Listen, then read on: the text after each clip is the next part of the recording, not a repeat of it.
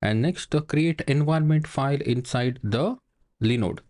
Okay, so to run our we have the source code inside the Linode server, but to run the source code we need this two things. Okay, .env .production .env .docker. So this will actually create the database in the in the Docker, and this will connect to that database. Okay, so we will just go inside the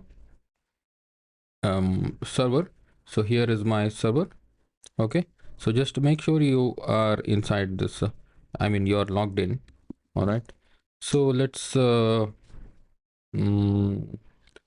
inside this backend drf. So here I need to create the file nano.env.production. Okay, .env.production. So what to put here? So just go to this and go to env.production, and let's copy this. Okay, let's copy this and put it. Okay, so you can just name it like this, live db. This is the name of your database, and you can just say strong password at 2025. So this is just your password. You are setting the password for the for creating the PostgreSQL database and the user. All right, so let's say x y, enter. All right, so .env production is done, and next nano.env.docker. Okay, so using this one we will connect to that database. All right, so what to write here?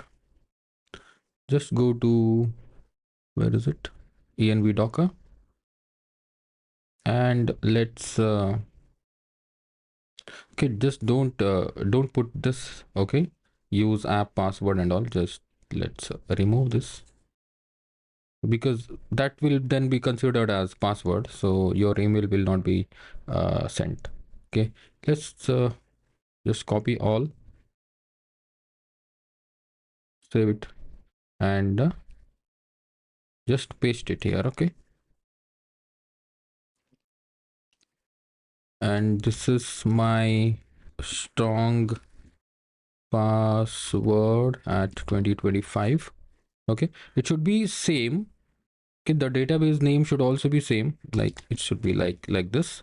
Click mart and deploy live db, and the user db user will be Postgres.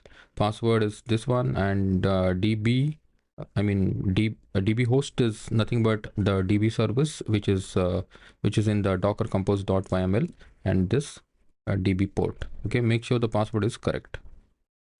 Let's say x y, enter. Let's quickly, yes, correct.